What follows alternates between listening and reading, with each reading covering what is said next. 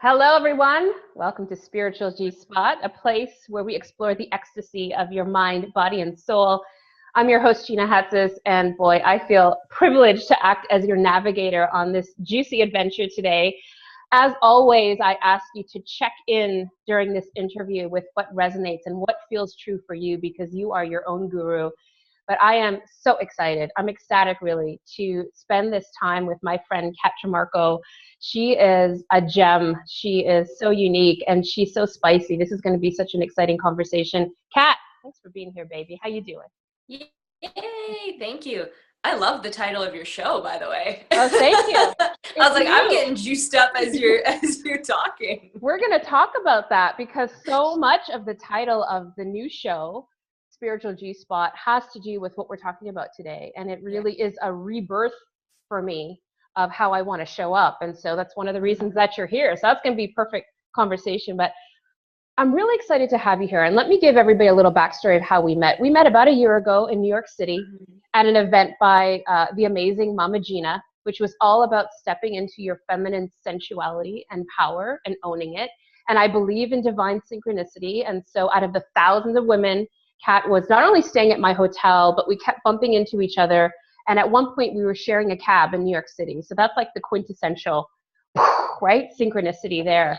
And I knew just being in your energy that we would ultimately have this conversation. I didn't know it would take a year. I didn't know that you were writing your book. I didn't know that it had, but this is perfect timing. And I'm really excited that we're making this happen. So thanks again for being in this space and sharing it with us. Thank you, Gina. Beautiful. Um, okay, so why Kat Trimarco? You know, I actually have this laundry list of people that I want to have on the show, and they're so diverse. But why you? I love people who are daring to show up. I love people who are daring to sit in their corset of discomfort publicly or personally, privately. I love people who are daring to speak truth even when it's not popular. I love people who are daring to bear themselves, and you do that both literally and figuratively. Mhm. Um, all of those things. I love all of that about you. Now, you are an author of the amazing book, Self Approved. We're going to talk about that. A guide to accepting, loving, and expressing the person you really are. You're a sex coach. You're a spiritual life coach. There's a lot of areas that I want to go down, but in lieu of a formal bio, tell us what we need to know about you, Kat, and how you arrived in the space that you're in now. Yeah, it's funny because I hate formal bios. And I remember the first time I was asked to write a bio and it took me like all day. Like I'm like, write, delete, delete, delete, write, Yeah. delete, delete, delete. Because it is so hard to sum up a spirit having a human experience in sentences. Mm, But what I've really come to understand is what I do is help people return home to their true self, and that's their true spiritual self, their true physical self, their true sexual self, sensual self, erotic self. But it's all centered around that inner truth, which is so individual for every person, for every single person. So that's kind of like the umbrella that I'm like, that feels like it fits. That feels mm, like it encompasses everything of what I do. And everything that I really do is like, I live it out in my own life, or an experience happens in my own life, my own growth, my own inner work, and then I want to teach it because it feels like such a mind-blowing breakthrough to me that I'm like, why did nobody teach us this stuff? I got to share it. I got to teach it. I got to coach it. And so it's interesting because even as I look into my future and I'm like, well, I don't know, maybe in a year I'll be teaching something different. Maybe in 2 years I'll be teaching something so much different, but I just kind of trust the path as it unfolds, which is so much of what I teach and what I help people do is to align with that place inside, that place of trust, that place of inner personal truth. mm. Let's talk a little bit about that journey because I know your book starts off as a bit of a memoir, taking Mm-hmm. us through that journey, which, and I want to talk about it because we reflect on that as maybe the before Kat. But tell us a little bit about that space and how it was part of the trajectory that brought you here. Yeah, so the first half of my book is kind of my memoir, and Oh, it's interesting because while I was in the space, it didn't feel as dark at the time as it did when I was coming out of it. Because it's Mm, almost like, I think when you're in a space, when you're in a certain patterning, it's like you don't, it's all you know. So it's almost like you don't know there's somewhere to expand into when you're in your own place of quote unquote darkness. But mm, for me, it was, I was abusing drugs and alcohol a lot. Like that was the external symptom of not living in alignment with my truth. But the interesting thing was, is from the time I was like 12, 13 and into my young adult years, I was reading spiritual material. I was on the spiritual path. I was always journaling and like self-inquiring and having this self-awareness, yet um partaking in like self-destructive behavior simultaneously at the same time.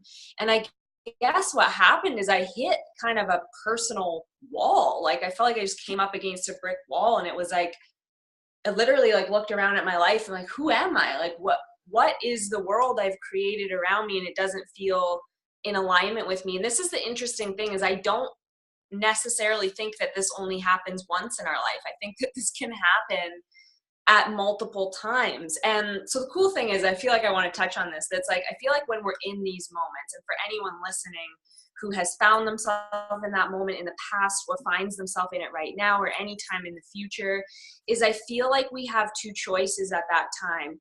We can look around and be like, what the fuck is my life? Sorry, I swore. I don't know. You might have to beat me out. I didn't ask if not in this show. okay. Like I like to confirm that ahead of time. That's just how I speak.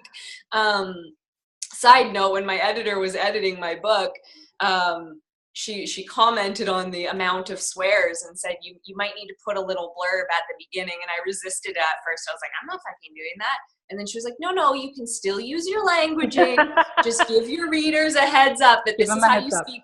Yeah, that this is how you speak in real life, and thus this is how you're speaking in your book. But anyways, getting back on track, is it's like I feel like when we wake up in those moments, we have the choice to look around and really go into a dark energy and go into a dark place of, oh my God, my life doesn't feel aligned with who I feel like in my heart. Or we can shift that and view it as, my soul has expanded so much and I've become so much. Mm, And now it's time for my physical self to catch up with that reality. And it's time to move into it. Because it's like, you don't know what you want to move into until you know it, until you look around and you're like, oh, this isn't what I want. So in that moment, it's like, am I going to focus on, okay, I'm waking up in what I don't want and fight that?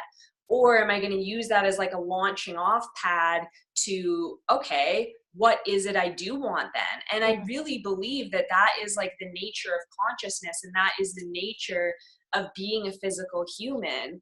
And that when we get sucked into that darkness, it's really a misinterpretation of the transformation that's going on. And so what's interesting is when I wrote my book from that place of like kind of waking up and seeing this like darkness that I was living in, and these self-abuse patterns, I battled the dark for a bit. Like I definitely went there. And now I notice, like, as I mature, as I grow spiritually on my own path, that more and more, when I kind of wake up and look around and go like, oh, this isn't aligned with me, it's a softer process. It's a more Mm. self-compassionate process. It's more about what's the beautiful space I'm expanding into, rather than like, oh my God, I'm not where I want to be.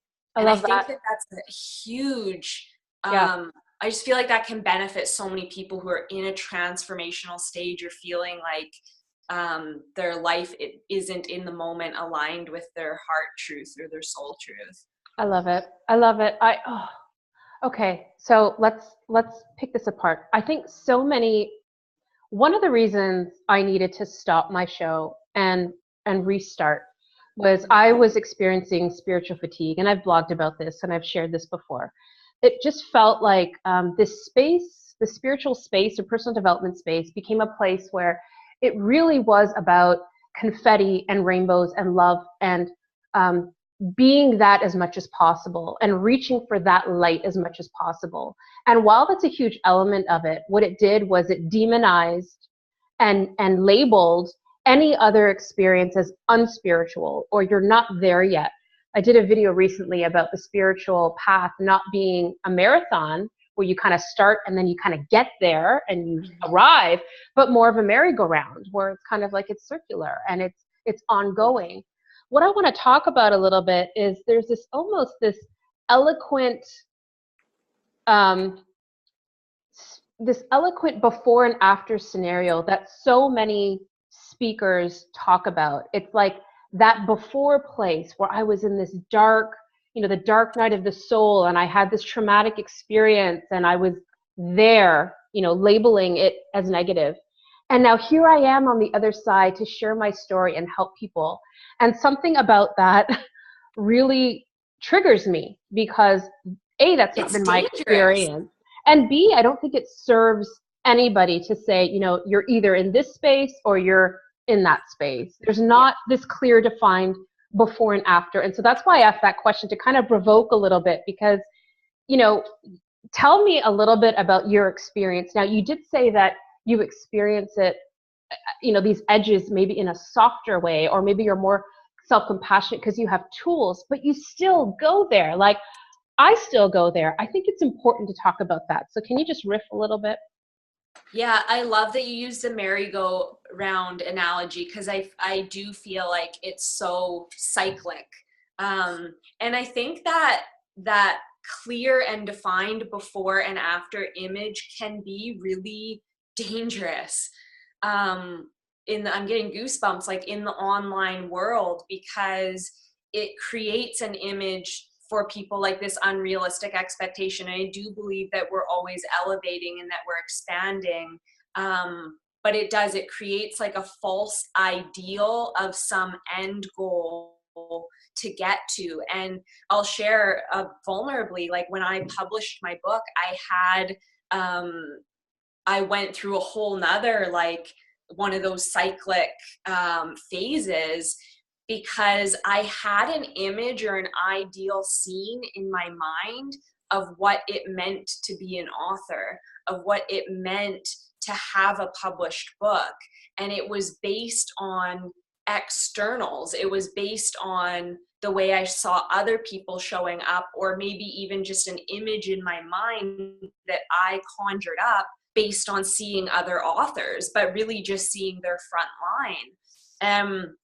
It sent me for a bit of a whirlwind because I didn't know what to do with that initially. I didn't understand what was happening inside myself. And but again, it was a beautiful cyclic phase because it was a whole other place of expansion and self-awareness. Yep. And I love sharing vulnerability from that place and not just because I think it's so important, because I think that that is what life is about. It's not about this ideal external image. It's about the inner world.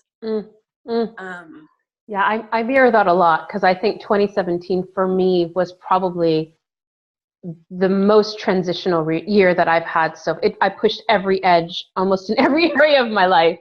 And I thought, I've been in this business for 20 years. Like I've been working on my shit for a long time. And it was very humanizing for me. And it wasn't so much that I was judging the experience, because I do feel that, spiritually, we just keep coming back to lessons with a deeper awareness. But I was more concerned, how can I be in this world and writing a book, hosting a show, being in the public eye, and have my life falling apart. And so there was that judgment that if you've arrived spiritually, then you're here. And if you haven't, so many of my audience writes to me and says, oh, I love what you wrote, or I love what you talked about. I'm not there yet, or I'm working on it. And I'm always like, no, let's change the languaging on that, because just being present with that experience is enough. Just be with that. Stop labeling where you are. It's not the marathon. You're going round and round, baby. So I would add to that, Yeah. I would add to that that there probably is a part of them that is, not probably, there's a part of them that is already there. Mm, So there's an inner part of them that is already there, or they wouldn't be showing up. Just like whoever's listening to this in the moment is like, if they're feeling like, oh, I want to be there, it's like a part of you is, right. because otherwise you wouldn't even be here. You wouldn't be connecting. And it's like, even the people Mm, that we follow online and that we look up to online, or we think like, oh, I wish, actually I talk about this in my book as like a key indicator of how to understand what's inside of you and who you are, is like those people that we look up to or that we admire, or we think are 10 steps ahead of us. It means that a part of us is that mm, already and is developing, and really, like, there is no way to measure that. So it's like, if you're showing up, if you're hearing this, if it's resonating, there's a part of you that is already there. It's absolutely. already unfolding. Absolutely. Because It's already you're there. seeing yourself. You're seeing yourself. Yeah. I love it. Let's talk a little bit about the book writing experience. I wasn't going to do this until later, but I know so many in my tribe are either writing, want to write, maybe they're blogging, maybe they're just journaling for themselves. And what I'm finding writing my first solo book is that it is probably the deepest spiritual experience I have ever had. I mean, it goes deep. Tell me a little bit about your experience writing the book and what it revealed to you, and then maybe what you're hoping it will do for other people. Yeah. So it was so interesting because I felt like my whole life I had this intuitive inner knowing that I would be an author, but it wasn't tangible. It wasn't something that was like, oh, I'm going to go out and write a book. It was just like that soul part of me, Mm, I don't know, just knew on some level. It's hard to explain, like even as a child. And I have to go back to that time because, like, in speaking of this, because as a really, really young girl, I was always journaling. Like from the moment I could hold a pen, I was journaling, and it wasn't journaling like in the sense of, okay, today I woke up and da da da da da and we did this and we did that. It was journaling about my inner world, about understanding. It was almost my way of understanding who I was and the mm, world and my life. And it's so cool because I didn't even really know what I was doing at the time. It was natural. It was just something I was drawn to. And so literally from the time I could hold a pen and understand writing, I was doing that. And so how that led into the book writing process is, as I was going through this transformation of really kind of waking up and seeing like, I don't want to be out partying. I don't want to be drinking and doing drugs. And this doesn't feel like who I really am. And I really want to step into this next part of myself. I kind of I kind of dissociated a bit, not even dissociated, but like disconnected from a lot of my external life and started doing things alone. I started going to spiritual seminars alone, to different retreats and stuff, and really just like retreating into that inner space inside myself.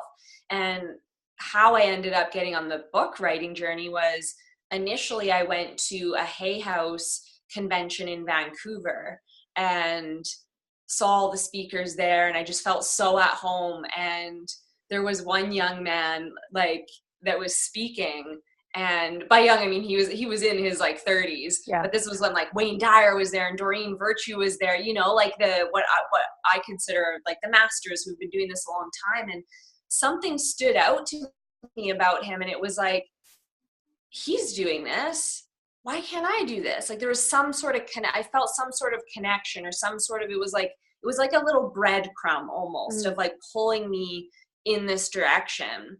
And I ended up going home and following him, and he was later hosting a writing retreat in Bali, and it was like, write the first draft of your book in 30 days. And it was that inner spark. And I know that probably most people have had moments like this where you just know, you're just like, this is what I'm supposed to be doing. This is where I'm supposed to be going. It's yep. like a call that's bigger than yourself.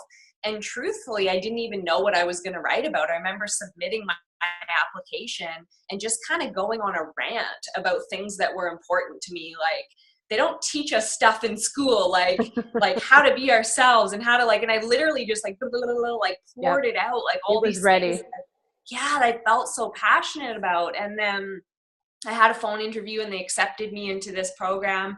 And so I went to Bali for 30 days and wrote the first draft. Cool. And the first draft was, it's so different actually than it is now as the finished book. But it honestly, I love what you said about the spiritual experience you're having writing your own book, because it was that. It was healing for me. It was cathartic for me. It was me pouring out all this stuff I needed to get out and having all these insights, and but also feeling like other people need to know this. Other people need this needs to be shared. Yeah.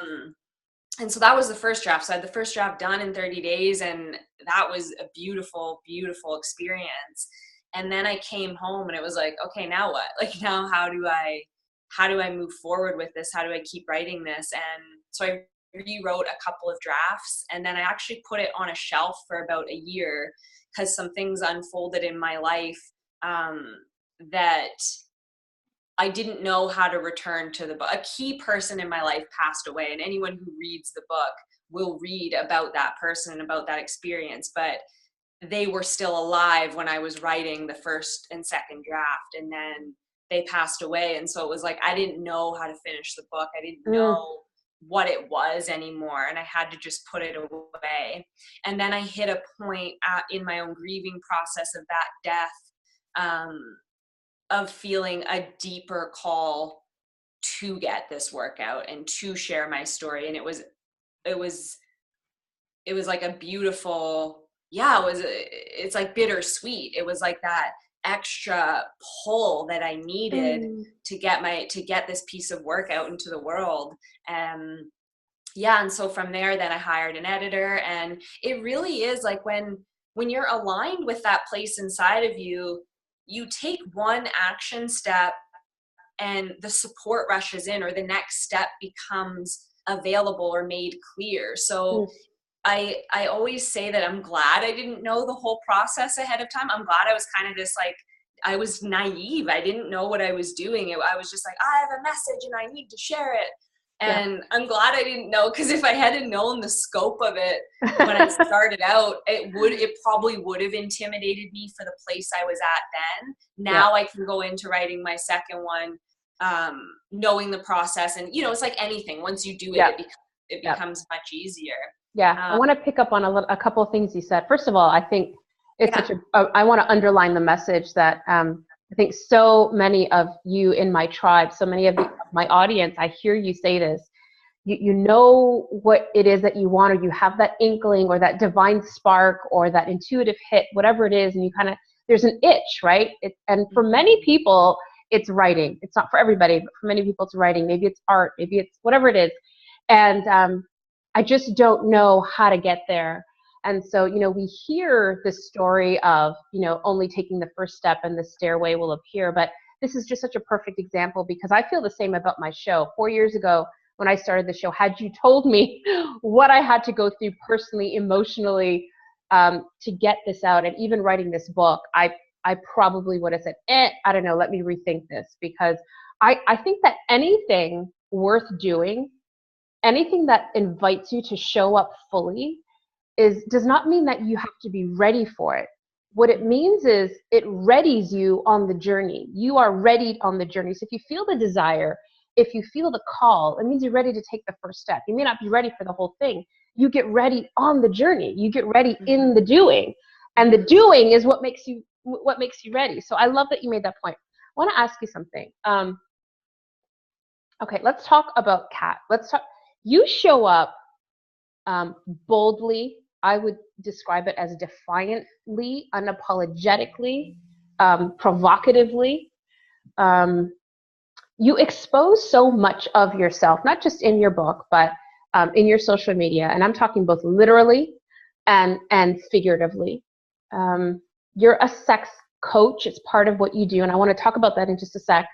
But I think as human beings, we have a fundamental need to be seen. We want to be seen and we want to be accepted for who we are. I think most of us would agree that we want to be seen and accepted for who we are. And yet we are conditioned to feel that who we are is unacceptable, unworthy, and yada, yada, yada. So this is the common understanding. Mm-hmm. What is it about you? What was it? What is it that gives you the kahunas, the audacity? What is it that inspires you to show up in such an openly vulnerable way? What the hell is that? That's a good question. I don't know if I've ever been asked that. Yes. Yes, I love it. I love virgin questions. Me too. I feel like okay, I have a really good analogy that this might seem off topic, but I'm getting there. Okay. When people ask me about my tattoos, like I have a lot of tattoos, I'm heavily tattooed. Whenever people ask me questions about like the permanence of them, or like how did you decide, or is there any you regret or don't like, and I'm like, no. I'm like, every time I get a tattoo, I feel more like myself.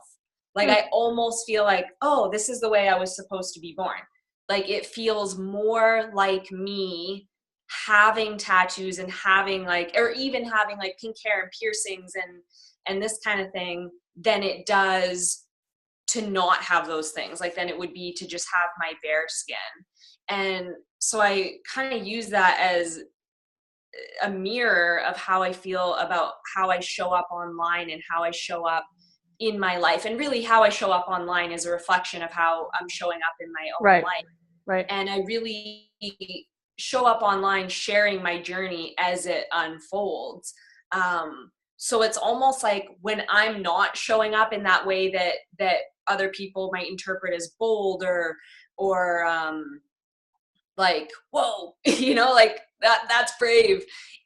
I feel like I'm holding back. I feel like I'm shrinking.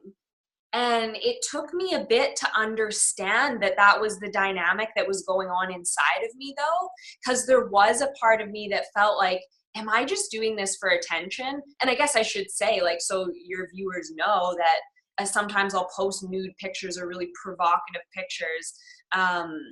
And so that's what I'm talking about. And so there was a part of me that was like, am I just doing this for attention? Am I just doing this to be approved of by other people?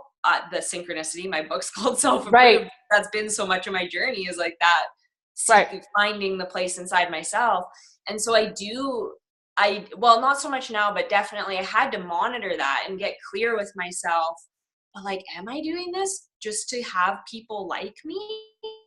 And then the deeper I went, the deeper I got honest with myself, I was like, no, I actually love showing up in this way. Like, this feels like a genuine expression of who I am.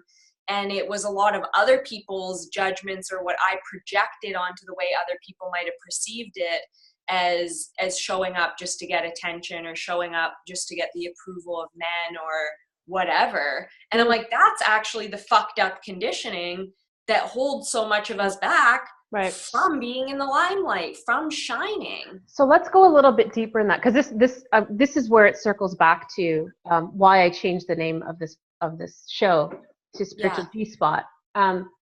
So for me, as a public speaker, I do a lot of corporate work and public work. For the past 20-something years, I have always, I've explored every aspect, I felt, of spirituality, except sexuality. And about a year ago, I interviewed a woman, an amazing woman, Maria Appelqvist in Sweden. She's also a sex coach and a counselor, a relationship counselor. And she said something that really struck a chord with me, gave me chills head to toe, and I knew I had to explore it.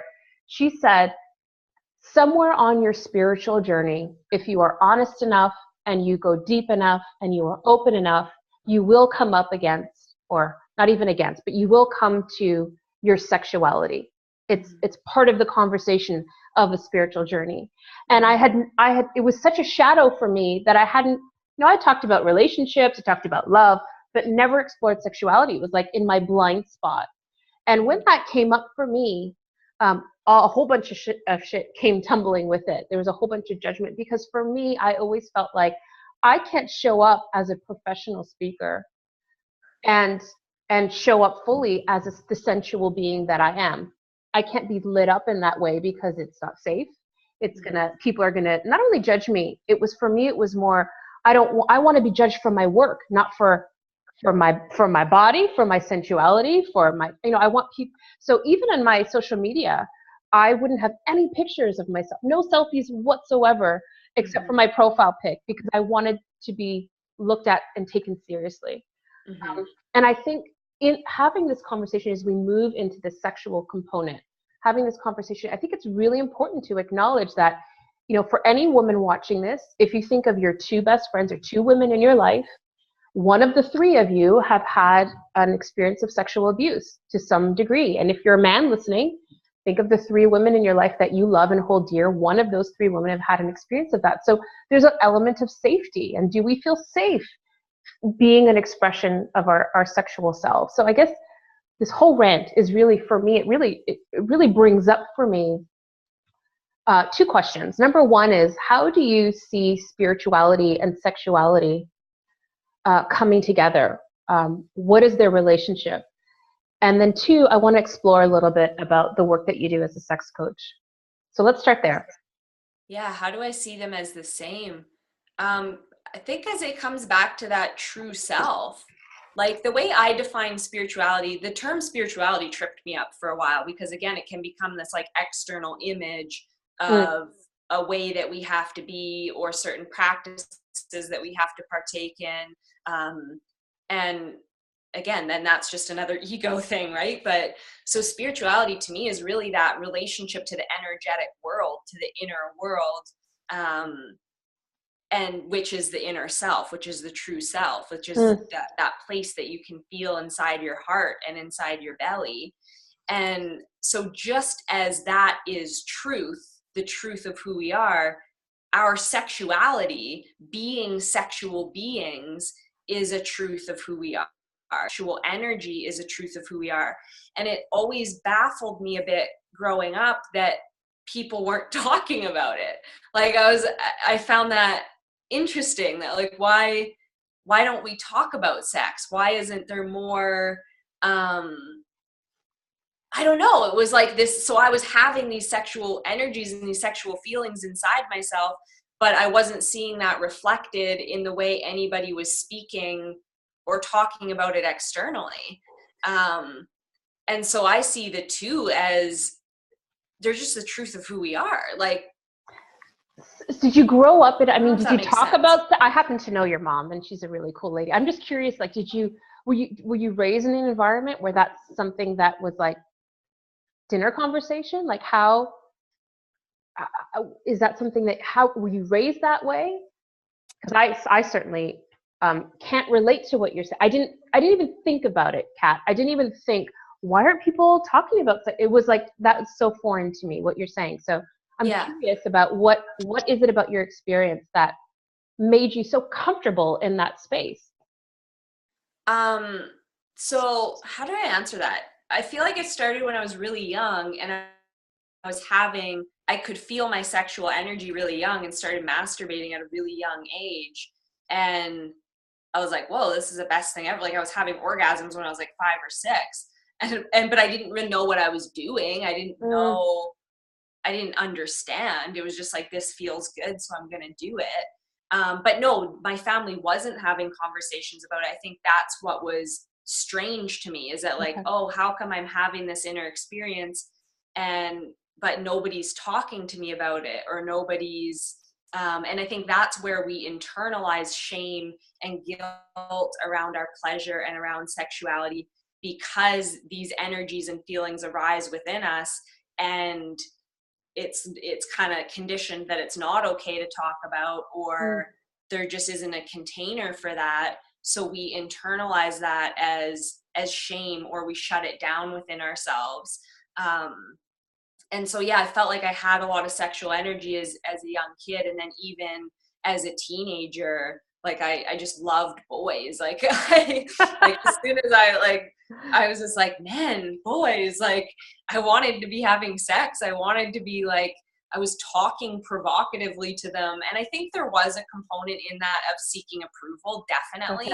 There was a piece of that. But then there was also this piece of, it excited me. It was like, whoo, like I want to be adorned. I want to be witnessed. I want to be connecting intimately with someone in this way. and then again, internalizing that as like, there must be something wrong with me, or I'm being a slut, or Right. Right. this isn't okay. And then in my adult life, I shut that down. And so I disconnected from my sexual energy. I disconnected from my desire. And yeah. And then that's what led me on the path to what I'm doing now, coaching sexually. Yeah. So there's so much, I would think, if there's anything that is really difficult and uncomfortable for people to talk about, it's money and sex. People just shut down, or we have this facade, or we joke about it because then it's okay. So I'm trying to wrap my head around being a sex coach. There must be this deep level of trust that has to, I mean, how vulnerable is it to talk about that space, because there's so much shame and so much judgment. Now, I know you have a fur baby, but I don't have a fur baby. I have 2 children. And so being in this space and exploring this space for the past 2 years, and recognizing that, it's really not about, like, for me, it's really not about being all out there and, being a provocative. For me, it's about, I feel lit up when I'm tapped into my feminine sexual energy. And I've dimmed that for so long that I understand the difference of when I'm turned on and when I'm turned off. And when I'm turned on, opportunities, people, experiences, they just gravitate to me, because, and it's not turned on sexually, it's just, I feel lit up. I don't know how else to. And so I'm really trying to, I'm on this tightrope still now, trying to figure out, because I have 2 children who are, 11 and 13, and their social media and their friends are on social media. As a mother, as a woman in her 40s, as a professional speaker, how can I show up and play that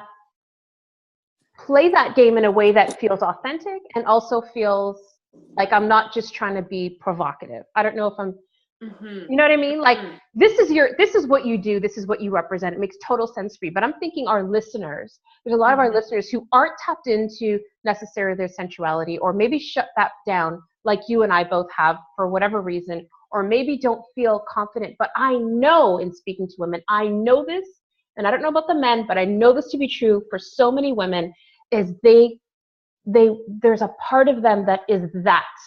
And it feels so good to tap into that energy. And I guess what I'm asking you is, what would you say to these women who want to express themselves more? Maybe they don't want to be, posting naked pictures or blogging about it necessarily, but they feel that and they're resisting it. They feel it come up and they're resisting it. What would you say to those women?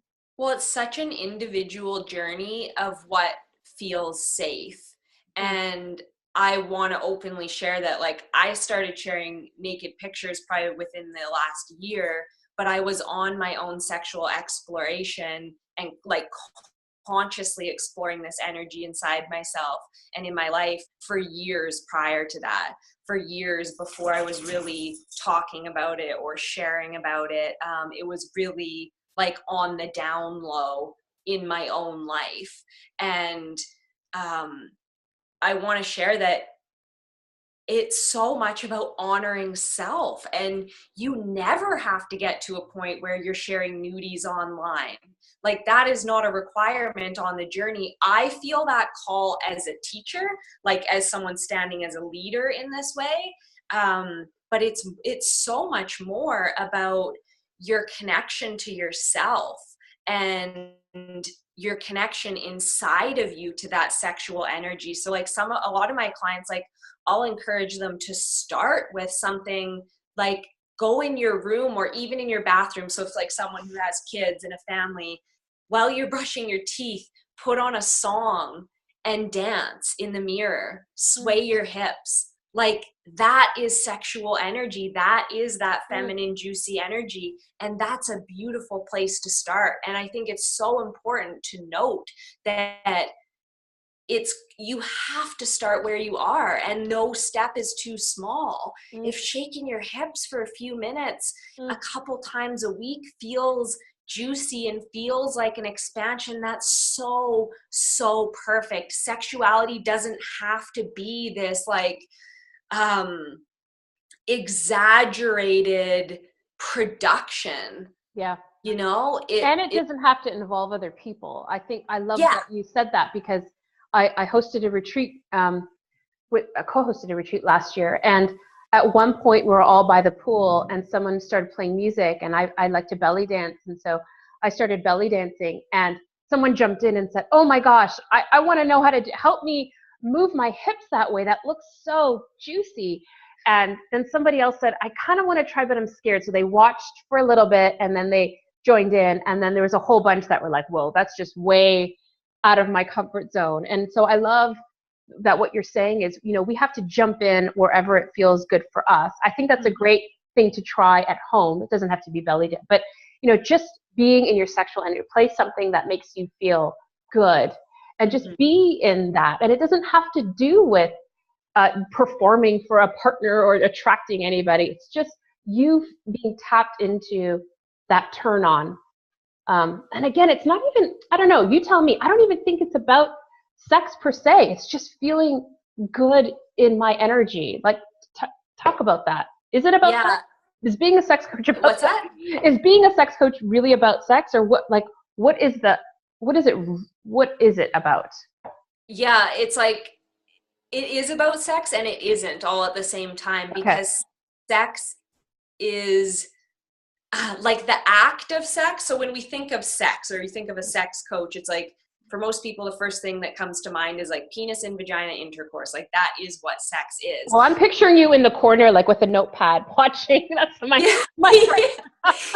And I'm sure that exists, but that's not really the crux of it. No, it's really not. I actually had one client say to me, someone who I had a consultation call with last week, and it was beautiful, because after a call, she said, "Oh, so it's really clean, the work you do." And while I would never have thought to use that terminology, I was like, wow, that's a beautiful reflection or mirror. Because I think the term sex coach can be triggering. Yeah, where people think that like you're right in there, or you're so actually all the work I do, none of it is hands-on. It's all verbal, it's all energetic.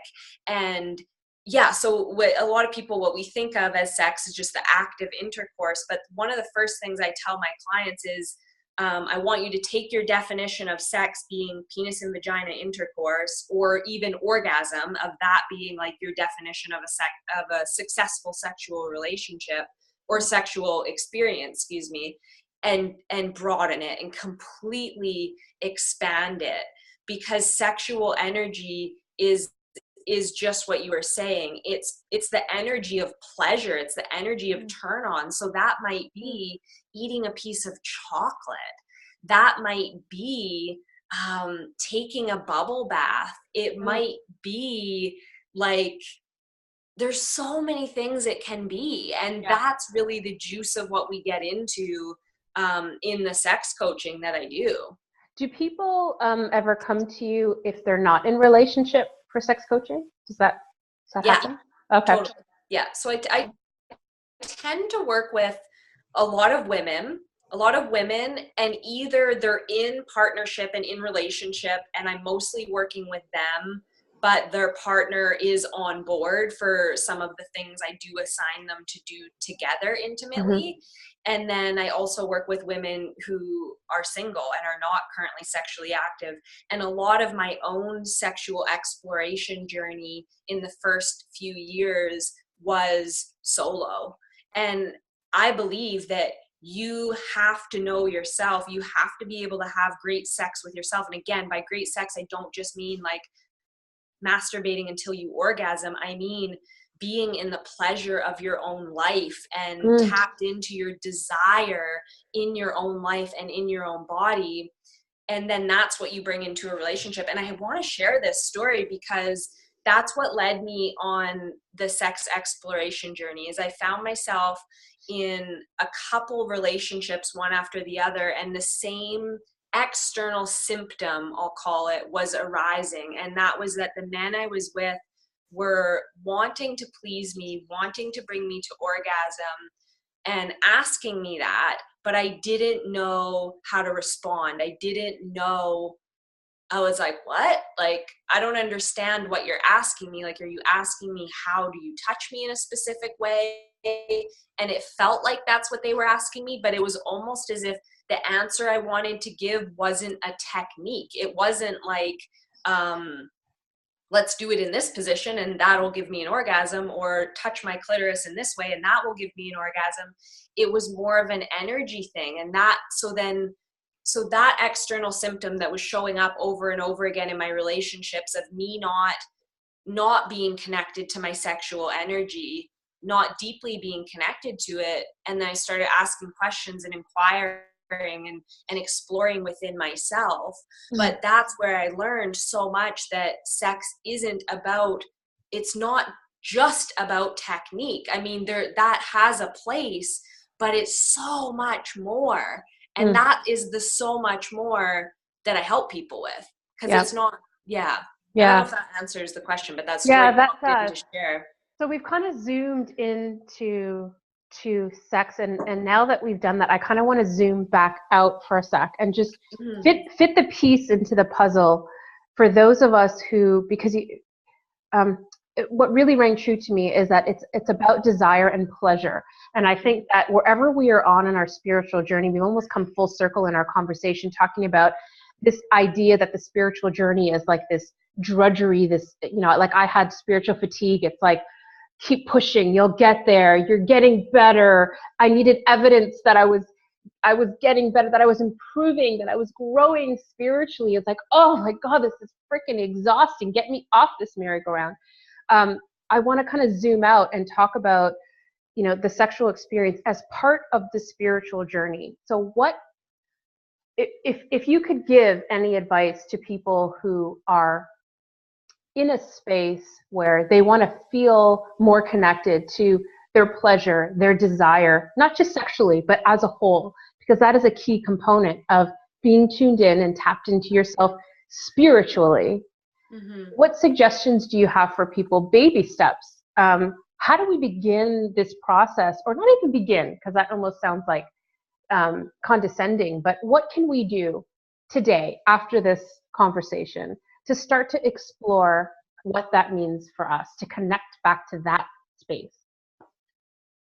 Yeah, I feel like the first place is an inner place, and it's the constant question of, does this feel aligned with my desire? It's a tricky thing. I'm trying to think of how you would start. I feel like the first question I would ask myself if I was on a starting place with that is literally like taking a piece of paper and writing down, what do I truly desire? And starting with that at the top and like journaling out and seeing what comes forward. Because I think the missing component for so many people is that they're not actually in touch with what it is they really desire. And that, again, like you said, that desire isn't just sex. Desire is life, is everything. And again, it's because we're so conditioned into a certain way of living, into a certain way of being, that it becomes automatic to just kind of walk a particular pathway or conform into a particular ideal self. And in that moment, disconnecting from inner desire. So desire is such an internal thing. It's such an internal place. And this comes to mind too, is like a beautiful starting place to be would be with food, because food is such a desirous, so it would be like, because even that, there's so much stigma around like what we should eat, what we shouldn't eat, what's good for us, what's bad for us, what's going to make us fat, what's going to make us skinny. And it's like, like there's so many people doing it so many different ways that, again, we lose touch with our own connection to our body and really tapping into that. So a great place to start would be like, what do I really desire to eat for lunch or to eat for dinner? And like, what do I really desire? And you could even go through some places like, do I want pizza? And you find if you ask yourself these questions and listen, your body will have a visceral response. Like you'll feel either an expansion or a contraction, or just like, like an excitement or like, no. And that, I would say that that's a beautiful place to begin really strengthening your relationship to your desire. I love it. I love it. And I think food is such a great little microcosm, a great little playground to play in. There is so much judgment and shame around that, that it's Mm-hmm. like, gosh, dare I have like a juicy ass piece of pizza, or am I going to drink, the green juice? Because, so what, playing with desire. And I think as a woman, I know from my experience, I spent so much time shelving desire in the interest of service and that's why so many women that I work with are saying, I don't even know who I am anymore. I don't even know what I want. One of the first questions in my workshop is like to do an exercise similar to that, where we start off with desire. What do you want? And like the room goes quiet and there's no pens moving, because it's like, I don't know, a weekend off? Like, I don't know, someone to clean my house? Like, we haven't even dared to ask ourselves, what do you really want? And then when you ask that question, go deeper. And now what do I really want? And I love that. So I think food is a delicious place to start. So thank you for that. I think we all have a starting place to go. So we're at the time, Kat, where it's the rapid fire questions, and I'm gonna shoot you some questions. And I was gonna say, don't use your head, just go with your heart, but I don't even have to tell you that because that's so intuitive to you. So, okay, so you're just gonna answer the questions quickly. Okay. Don't overthink it. Okay, here we go. Ready? Yeah. Night owl or early bird? Early bird. Sweet or salty? Sweet. Book or movie? Oh, book. Ocean or mountain? Ocean. Planned or spontaneous? Ooh, spontaneous. I would have guessed that about you. Campfire cookout or candlelit dinner? Ooh. Hybrid of both. All right, I'll give you a pass on that. You can get C. Okay, now this is a really serious, important one. Toilet paper, over or under? Over. Okay, here's the final question. Jeopardy. Yeah. Kat. Yeah. If the whole world went silent for 30 seconds and you were holding the only microphone, what would be your message to the world? Oh my God. What a beautiful question. You can trust the place inside of you. You can trust those desires inside of you. They're connecting you to everything that is and everything that will ever be. And when you're living from that place, you don't need to figure anything out from your head, from your logic, from the shoulds, the should be's, the should do's, and you can really trust that place. Got chills on that, baby. Yeah. Thank you. So Kat Trimarco, her book is self-approved. It's worth it. And I honor you for showing up, for being unapologetic, for getting uncomfortable, for bearing your soul, your body, your gorgeous, delicious body, and for saying yes. I appreciate you and I honor you. Thank you for being here. Thank you, Gina. Thank you for having me on. Where can we find you? On all social media. I'm big on Instagram, big on Facebook, although Facebook kicks me off sometimes with my photos. And it's all Kat. Instagram is Kat_Trimarco. Facebook is Kat Trimarco. And my website is www.kattrimarco.com. And Self-Approved is available on Amazon worldwide. So it's a great way. It's in digital format, paperback, hardcover. So all the options for all the people. Awesome. Thank you. I honor your soul. Just let us see your fur baby. Oh yeah, he's been trying to make a little appearance. There we go. Yeah. This little guy. He likes to be part of the show. He's sitting on my lap. Thanks for being here. We honor you too. Namaste. Thank you, Kat. Thank you, everybody. Love you. See you on the next episode. Bye for now.